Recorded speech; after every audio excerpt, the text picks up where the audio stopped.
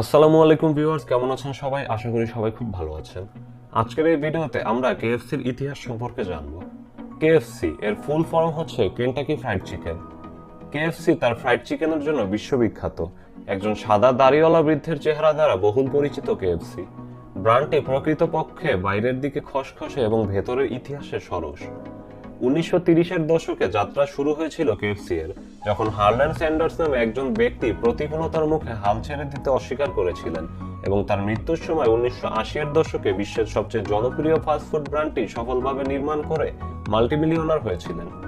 Herlan Sanders 1990 সালে ইন্ডিয়ানার হেনরিভিলে জন্মগ্রহণ করেন।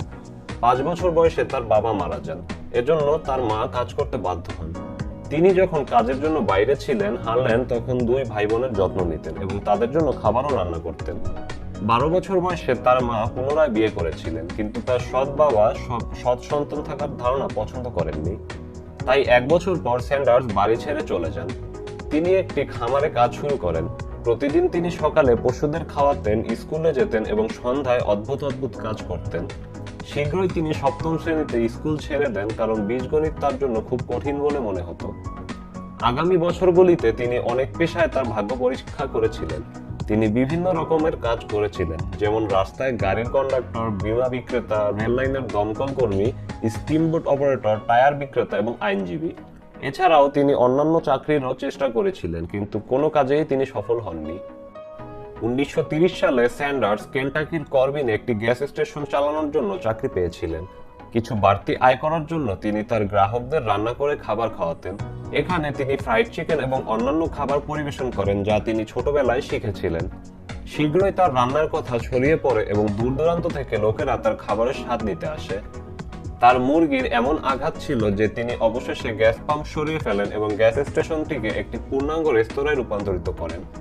1936 সালে কেনটাকির গভর্নর তাকে কেনটাকি কর্নেল উপাধিতে ভূষিত করেন। 1937 সালের মধ্যে তিনি একটি মোটেল এবং একটি ক্যাফে স্থাপন করেন। স্যান্ডার্স কোর্ট এবং ক্যাফে অন্তর্ভুক্ত করার জন্য ব্যবসার প্রসারণ ঘটান, যেখানে প্রায় 142 জন লোক বসতে পারত। ফ্রাইড চিকেন রান্না করতে প্রায় 30 মিনিট সময় লাগত, যা স্যান্ডার্সের জন্য একটি উল্লেখযোগ্য সমস্যা ছিল, কারণ মেনুতে ফ্রাইড চিকেন তার সর্বাধিক বিক্রিত খাবার আইটেম ছিল। এই সমস্যাটি মোকাবেলা করার জন্য তিনি মুরগিকে ডিপ ফ্রাই করার পরিবর্তে একটি প্রেসার কুকারে বয়েল করে তারপর হালকা ফ্রাই করতেন। এর ফলে রান্না করতে তার 30 মিনিটের পরিবর্তে মাত্র 8 থেকে 9 মিনিট লাগত, যা আগের তুলনায় খুবই কম ছিল। এটি তাকে আরও ফ্রাইড চিকেন বিক্রি করতে সহায়তা করেছিল। তিনি 4 ফ্রাইড চিকেনের রেসিপি নিয়ে পরীক্ষা চালিয়ে যান। 1938 সালে তিনি অবশেষে ফ্রাইড চিকেন রেসিপিটি নিখুঁত করেছিলেন। রেসিপিটিতে 11টি ভেষজ এবং মশলা অন্তর্ভুক্ত ছিল, যা আজ অবধি কেএফসি দ্বারা একটি গোপনীয়তা হিসেবে সুরক্ষিত। I, the Colonel, do solemnly swear to fulfill all my duties to the best of my ability. I promise to uphold the fresh hand-breaded quality in each piece of KFC original recipe chicken. Because in KFC, all parts are created equal. I promise to protect the 11 secret herbs and spices that make my fried chicken unique in all the land.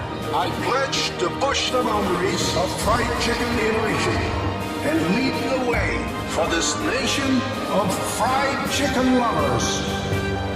So help me the gravy.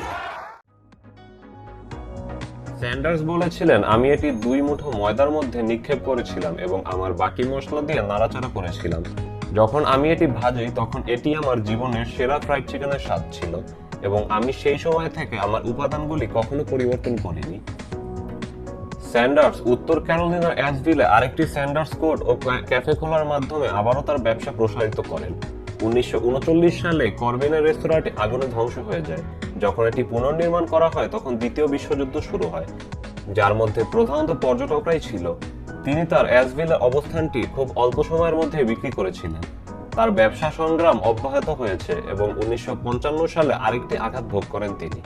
হাইওয়েতে একটি আন্তঃরাজ্য bypass তৈরি করা হয়েছিল, যা মহাসড়কে যাওয়ার লোকের সংখ্যা হ্রাস করেছিল।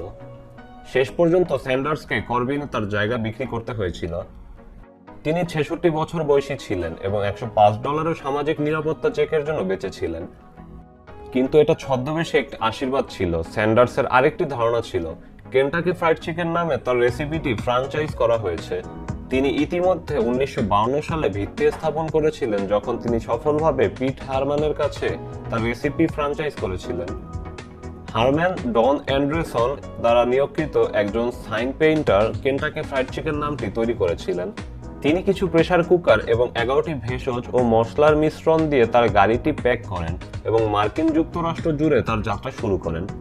তিনি সারা দেশে ভ্রমণ করেন এবং পথে অসংখ্য রেস্তোরাঁয় যান, নমুনা দেন।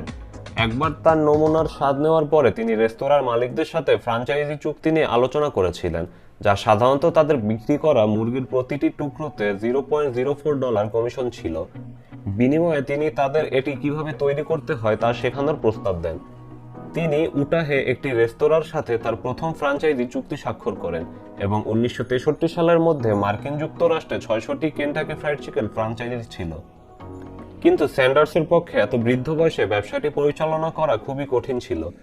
অনেক লোক স্যান্ডার্সের কাছ থেকে কেএফসি কেনার চেষ্টা করেছিল এবং 1964 সালে হার্ল্যান্ড স্যান্ডার্স কেএফসিকে জন ওয়াই ব্রাউন এবং জ্যাক সি ম্যাসির নেতৃত্বে একদল বিনিয়োগকারীদের কাছে $2 মিলিয়ন বিক্রি করেন। তিনি এটি বিক্রি করেছিলেন এই শর্তে যে গুণমান সর্বদা বজায় থাকবে, তিনি আজীবন বেতন পাবেন এবং তিনি সর্বদা কোম্পানির হেড থাকবেন।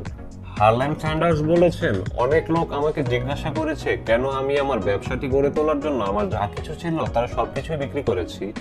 উত্তরটা কিছুটা এরকম ছিল, যখন ব্রাউন প্রথম কেনটাকি ফ্রাইড চিকেনের প্রতি আগ্রহী হয়েছিলেন, তখন আমার ধারণার জনপ্রিয়তা আমার ওপর সঠিকভাবে আঘাত করতে শুরু করেছিল। আমার ব্যবসা আমার জন্য অনেক বড় হতে শুরু করেছে, আমি এতে যতই শক্তি এবং সময় দেই না কেন। 1970 সাল নাগাদ 48টি বিভিন্ন দেশে আউটলেটের সংখ্যা 3000-এ বৃদ্ধি পায়।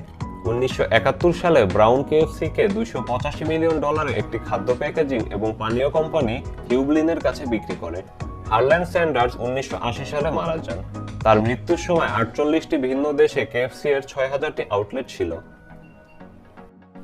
আরজে রেনল্ডস নামে একটি তামাক কোম্পানি 1982 সালে হিউবলিনকে অধিগ্রহণ করেন এবং 1986 সালে $850 মিলিয়ন কেএফসি পেপসিকোর কাছে বিক্রি করে। পেপসিকোর অধীনে আসার পর অনেক নতুন পণ্য লঞ্চ হয়েছে। কেএফসি নামটি আনুষ্ঠানিকভাবে 1991 সালে গৃহীত হয়েছিল। কোম্পানি ক্রমবর্ধমান হতে থাকে এবং 1997 সালে পেপসিকো তার রেস্তোরাঁর চেইনটি বন্ধ করে দেয়, যার মধ্যে কেএফসি, টাকো বেল এবং পিৎজা হাট অন্তর্ভুক্ত ছিল। নতুন কোম্পানিটি নিজেকে ইয়াম হিসেবে পুনর্ব্র্যান্ড করেছে।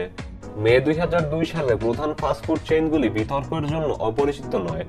2014 সালে ইন্টারনেটে একটি গুজব ছড়ানো হয়েছিল যে কেএফসি মাংসের জন্য মুরগি ব্যবহার করছে না, তারা একটি মুরগি থেকে আরো মাংস তৈরি করার জন্য কিছু ধরনের মিউটেন্ট মুরগি তৈরি করেছে।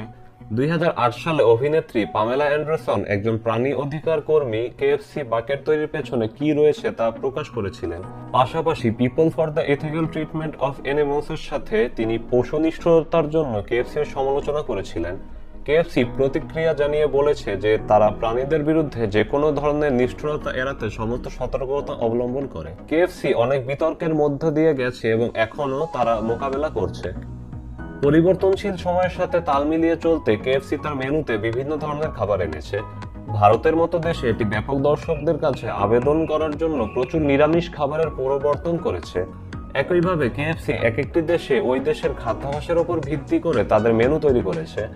আজ 19 মে 2022 সাল পর্যন্ত কেএফসি এর ব্র্যান্ড ভ্যালু $8.3 বিলিয়ন এবং $27.9 বিলিয়ন বিক্রয় সহ বিশ্বের 135টি দেশে 22,600টি আউটলেট রয়েছে। কেএফসি এর ব্র্যান্ড ভ্যালু বর্তমানে বিশ্বে 96তম স্থানে রয়েছে। সংস্থাটি উদ্ভিদ ভিত্তিক মাংস নিয়েও পরীক্ষা নিরীক্ষা করছে এবং এর বৃদ্ধি বাড়ানোর জন্য নতুন প্রযুক্তি ব্যবহার করতে চাইছে। তো বন্ধুরা, এই ছিল আজকের এই ভিডিও। আমি যদি এই ভিডিওতে কোনো কিছু বলতে ভুল করে থাকি তাহলে তা ক্ষমার দৃষ্টিতে দেখবেন, কারণ এই সবগুলো ইনফরমেশনই উইকিপিডিয়া এবং বিভিন্ন ধরনের ওয়েবসাইট থেকে নেয়। কেএফসি এর ইতিহাস সম্পর্কে আপনার মতামতটি কমেন্টে অবশ্যই জানাবেন। ভিডিওটি এখানেই শেষ করছি। ভিডিওটি যদি ভালো লেগে থাকে তাহলে অবশ্যই একটি লাইক দিবেন, আর যদি ভালো না লেগে থাকে তাহলে অবশ্যই একটি ডিসলাইক দিবেন। চাইলে আমার চ্যানেলটি সাবস্ক্রাইব করতে পারেন। তো দেখা হচ্ছে পরবর্তী কোনো ভিডিওতে। ততদিন ভালো থাকুন, সুস্থ থাকুন।